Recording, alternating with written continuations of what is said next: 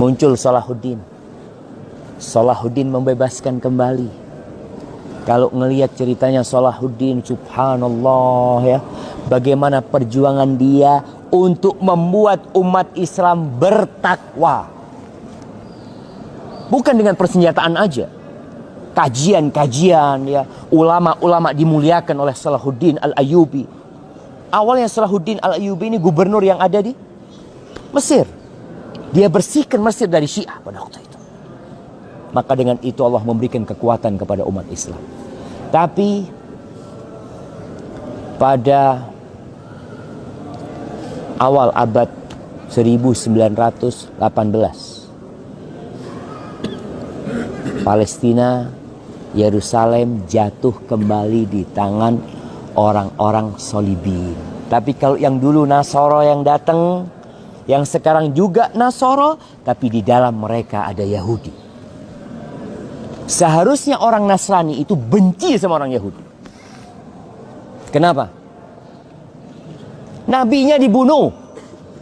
Nabinya dibunuh. Kok bisa sekarang mereka bangga pakai salib? Padahal salib itu lambang penindasan buat mereka. Nabinya dibunuh sama orang-orang Yahudi. Itu kan menurut mereka. Menurut kita Nabi Isa diangkat oleh Allah Azza wa Jalla. Jadi orang-orang Nasrani ini termasuk orang-orang yang tersesat. Mereka Inggris ketika datang ke tempat ini pada tahun 1948 sudah meletakkan pemukiman-pemukiman Yahudi. Membangun koloni-koloni buat mereka. Kemudian Inggris meninggalkan Palestina dan Israel langsung mengumumkan adanya negara yang namanya Israel. Lebih dahulu daripada Palestina. Makanya negara Israel lebih diakui oleh dunia daripada Palestina. Karena Palestina mengumumkan kemerdekaan mereka dan yang mengakui ya hanya negara-negara Muslim pada waktu itu. Sedangkan Amerika langsung mengumumkan bahwasanya mereka mengakui keberadaan negara yang namanya Israel. Ahibati fillah, Allah Azza wa Jalla menceritakan tentang Bani Israel ini. Thumma radatna lakumul karrata alaihim wa amdatnakum bi amwalin wa banin wa ja'alnakum aktsara nafir. Setelah kejadian Bukhtanasar yang dihancurkan, kejadian yang pertama penghancuran, Allah mengembalikan buat Bani Israel kekayaan buat mereka, dikasih harta, dikasih anak, dikasih jumlah yang banyak. Jumlah mereka banyak sekali. In ahsantum, ahsantum li anfusikum. Kalau kalian berbuat baik, kebaikan itu balik kepada kalian sendiri. Nih kita harus tahu. Kalau kita berbuat baik, kita kasih fakir miskin, kita bangun masjid, sebenarnya kita sedang membantu diri kita sendiri. Makanya sebagian sahabat itu kalau ngelihat ada fakir miskin minta-minta sama dia bilang alhamdulillah yang dikirim untuk mengambil uang mereka. Dikirim, ini uangnya mereka, haknya mereka. Allah mengatakan in ahsantum ahsantum li anfusikum wa in asatum falaha fa idza jaa wa'dul akhirati liyasu'u wujuhakum wa liyadkhulul masjida kama dakhaluhu awwala marrah wa liyutabbiru ma 'alau tadbira. Tapi kalau mereka membuat kerusakan, maka Allah akan kirim lagi pasukan yang akan menghancurkan Yerusalem. Dan itu sudah terjadi. Asa rabbukum ayyarhamakum. Kata Allah, semoga Allah merahmati kalian. Wa in uttum udna. Tapi kalau kalian kembali berbuat dosa, kami akan kembali menghancurkan kalian.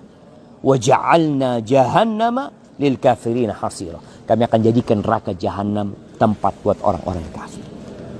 Umat Islam, kita bicara sekarang umat Islam. Kita hidup dalam penindasan jamaah. Mungkin ada berita bagaimana umat Islam dibunuh di India, di Uyghur, sebelumnya di Burma. Gaza nggak pernah selesai. Palestina sejak tahun 48 sampai hari ini tidak selesai urusan. Bagaimana umat Islam begitu hinanya? Apa penyebabnya? Oh, umat Islam tidak bersatu. Ya, Coba kalau umat Islam bersatu. Orang Arab itu kalau bersatu, kencing aja tenggelam Israel. Sampai seperti itu mereka memikirkan. Bukan. Bukan bicara persatuan saja. Persatuan di atas apa? Nah, barakallahu fikum.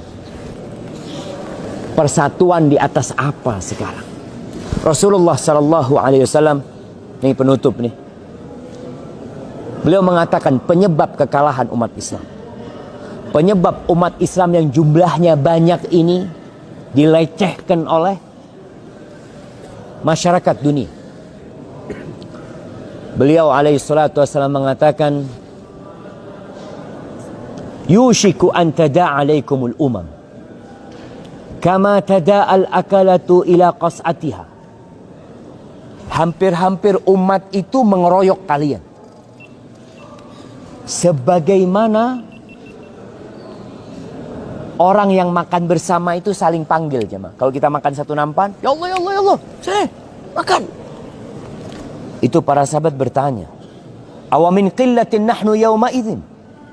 Ya Rasulullah, apakah kita dikeroyok karena jumlah kita sedikit? Bicara jumlah, selalu yang dibicarakan jumlah. Apakah kita dikeroyok karena jumlah kita sedikit? Memang kalau bicara logika, nggak mungkin orang 10 dikeroyok 3 orang. Saya dikeroyok tadi 10 orang. Berapa yang ngeroyok? 3. Kok bisa 3 ngeroyok 10? Maka Nabi SAW, lah, bal antum yawma idzin katsir. Jumlah kalian banyak pada waktu itu. Walakinnakum ghutha'un ka ghutha'is sail. Tapi kalian seperti buih yang diombang-ambingkan oleh banjir. Oleh arus itu kadang-kala muncul buih. Kemana buih itu pergi? Kemana arus itu bergerak, dia akan bergerak. Dia tidak akan tetap di satu tempat. Wala yanzi'annallah min qulubi aduwikumul mahabata minkum. Allah akan mencabut rasa gentar musuh kalian kepada kalian. Dulu kalau kita ngelihat perang Yarmuk, umat Islam itu jumlahnya 30.000 atau 50.000 melawan 200.000. Yang 200.000 takut. Takut yang 200.000. Padahal yang 50.000 ini bukan tentara semua, siapa? Sebagian guru ngaji, sebagian petani, sebagian pedagang. Karena ketika diumumkan jihad semuanya berangkat. Bukan hanya tentara. Mereka berangkat. Dan Allah berikan kemenangan. Ketika perang Qadisiyah, 300.000, 30.000 melawan 120.000.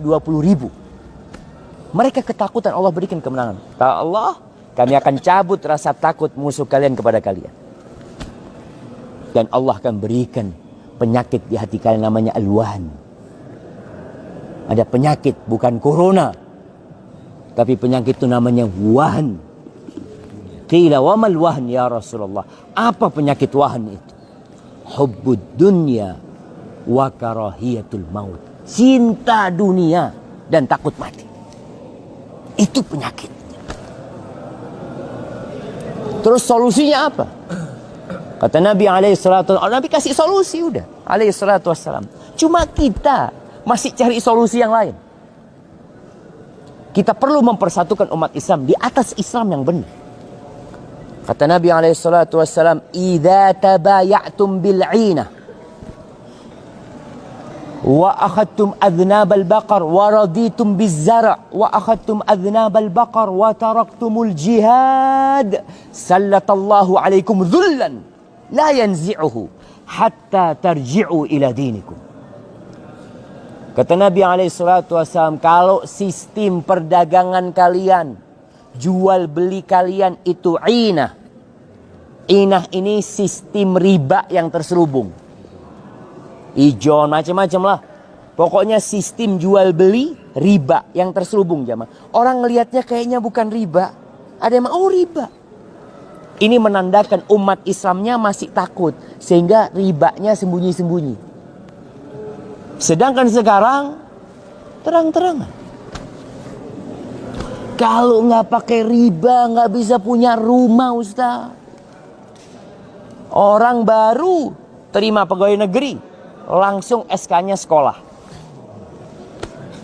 sekolah S1, S2, S3, kadang kala sampai lulus dari pegawai negeri, belum lunas itu, SK-nya belum bisa keluar. Itu jamaah, sistem riba. Dan jangan diremehkan riba. Dirhamun riba.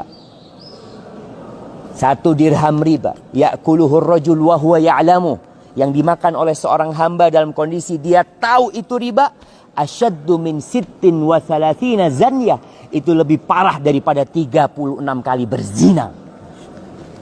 Orang kalau bicara berzina, na'udzubillah minaz zina, na'udzubillah, jangan sampai anak keturunan saya berzina. Riba, 1 dirham riba lebih parah dari 36 kali berzina. Lalu kita meremehkan hal riba tersebut. Ini kata Nabi SAW. Maka kalau sistem jual beli kalian riba, tadi inah. Yang kedua, kalian sudah ridha, merasanya berada di titik aman di dunianya. Dengan pertaniannya, dengan peternakannya, dengan kedudukannya, dengan jabatannya, sudah merasa aman dengan apa yang dia miliki. Dan kalian meninggalkan jihad, maka Allah akan menimpakan kepada kalian kehinaan. Hina jemaah. Tadi ketika kunut, imamnya baca, ya Allah jangan jadikan kehinaan kami kecuali di hadapan-Mu. Ya Allah. Kita ini hina di hadapan masyarakat dunia jemaah. Dibantai di sana, dibantai di sana, kita nggak bisa apa-apa. Hanya bisa teriak-teriak. Minta tolong ini, ada yang bakar benderanya Israel. Kata Israel bakar, kita kirim. Mau dibakar berapa? Itu bentuk kehinaan. Tidak mampu berbuat apa-apa. Allah tidak akan mencabut kehinaan itu kecuali dengan 1 solusi. 1. Apa solusinya? Hatta tarji'u ila dinikum. Sampai kalian kembali kepada agama kalian. Selesai. Apakah kita sudah kembali kepada agama kita?